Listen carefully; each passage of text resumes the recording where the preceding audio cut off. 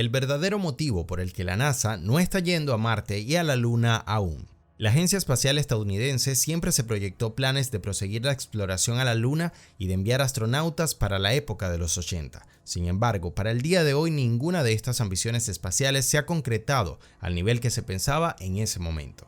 Bienvenidos una vez más a nuestro canal Futuro Noticias. En este video desarrollaremos un tema de gran trascendencia en la actualidad, sobre la carrera espacial en la que muchas compañías del sector privado están envueltas por las grandes ambiciones que ha dejado sobre la mesa la NASA desde hace muchas décadas. Recuerda suscribirte, dar like a nuestro video y activar las notificaciones de nuestro canal para mantenerte al tanto de todas las novedades en la materia. Un gran reflejo del paso del tiempo en estas ambiciones propuestas por la NASA es el hecho de cómo tecnologías como un smartphone o un vehículo eléctrico han superado la ficción y hoy son parte de la realidad cotidiana, pero el viaje espacial sigue siendo limitadamente una realidad estancada. Las causas de las limitaciones en estos planes espaciales son diversas. Entre las principales tenemos las presentadas con información recopilada desde la época de Apolo 11, cuando los astronautas de dicha misión captaron mediante fotografías al nivel del lado oscuro de la Luna un fenómeno lumínico que bordeaba el contorno de dicha cara de nuestro satélite. La explicación a este fenómeno lumínico se plantea como una capa de polvo lunar que se mantiene en dicho espacio cercano a la superficie por atracciones eléctricas dadas en nuestro satélite, entre los límites del lado oscuro de la Luna y el lado expuesto hacia nuestro planeta. A manera de microreflectores, estas partículas captan la luz del Sol y la reflejan, creando un conjunto lumínico entre ambas caras de la Luna. Sin embargo, más allá de reflejar la luz, este campo de polvo cósmico deteriora aceleradamente todo tejido o superficie hecha por el hombre. Mismo fenómeno se presenta en Marte en su superficie, y que se ha llegado a corroborar con el deterioro de los robots mandados allá por la NASA, como el caso de los rovers. Aunque estos son grandes argumentos para justificar retrasos en una carrera espacial que permita mayor dinamismo y presencia humana en nuestro satélite o inclusive en Marte, el impedimento principal de todo este retraso es el dinero. La Unión Soviética y Estados Unidos estaban en una constante competencia en la carrera espacial, lo que justificaba grandes presupuestos a aprobarse y mayor disponibilidad de recursos. Para 1974, la NASA consideró tener la victoria, y debido a ello Estados Unidos, cuyo presupuesto federal destinado a la agencia espacial era del 4%, lo redujo al 1%. Para el 2022, la realidad no se ha modificado mucho y el presupuesto actual de la agencia ha llegado a un valor de $24.000 millones.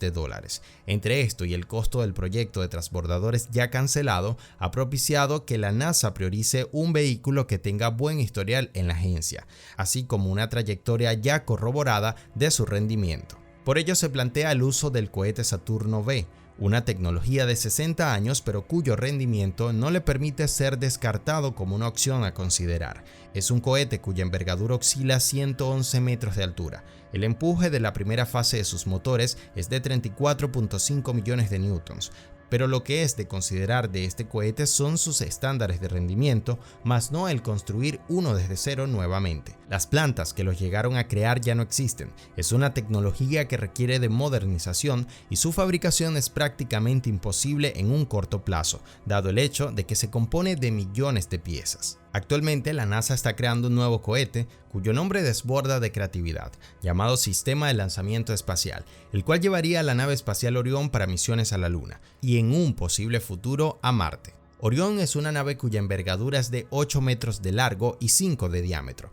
El propósito que tiene la NASA para testearla es llevarla al espacio sin astronautas y maniobrarla en una trayectoria un poco distante de la Luna, pero rodeándola, llegando a cubrir 64.300 kilómetros en un plazo de aproximadamente 3 semanas. La misión de prueba nombrada Artemis 1 estaba prevista para el inicio de la tercera década del nuevo siglo, principios de 2020, mientras que una segunda misión nombrada Artemis 2 tripulada acercaría a los astronautas a la Luna a una distancia de 7.400 kilómetros con respecto a la Luna.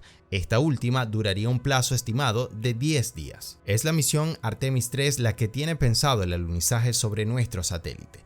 Mike Sarafin, director de la misión Artemis, estipula que para el año 2024 los objetivos de las misiones tripuladas estarían siendo logrados. La NASA ha diseñado diseñado un sistema de aborto del lanzamiento, que consiste en determinar ante un desperfecto del lanzamiento el desprender la nave del cohete principal y así alejar a los astronautas del peligro.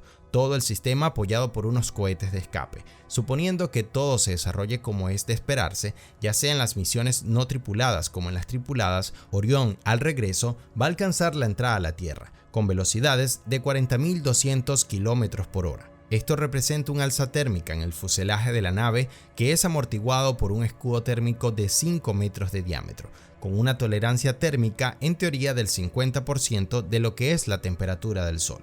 Aquí es donde retomamos la mencionada carrera espacial que se presenta hoy día desde el sector privado, debido a que la NASA ha desarrollado un sistema de aterrizaje lunar en asociación con la compañía SpaceX. Generado por medio de esta nave de alunizaje, un traspaso de los astronautas entre Orión y la misma, creando aquí una etapa más segura de llegar a la superficie de nuestro satélite. Artemis será el salto en una experiencia y tecnología para el objetivo de mayor valor en la nueva carrera espacial a Marte, objetivo que abre muchas puertas a la investigación sobre hábitats para el ser humano a largo plazo, así como métodos para producir energía y técnicas de agricultura acordes al ambiente y recursos del lugar. La NASA ha llegado a una solución o a una de las problemáticas que hemos mencionado inicialmente, el polvo cósmico, al diseñar trajes recubiertos con cristales de cera, creando a modo de película sobre el traje una repulsión de las partículas, como si de una tela antiderrame se tratase. Otra idea sería un tejido o carga a través del tejido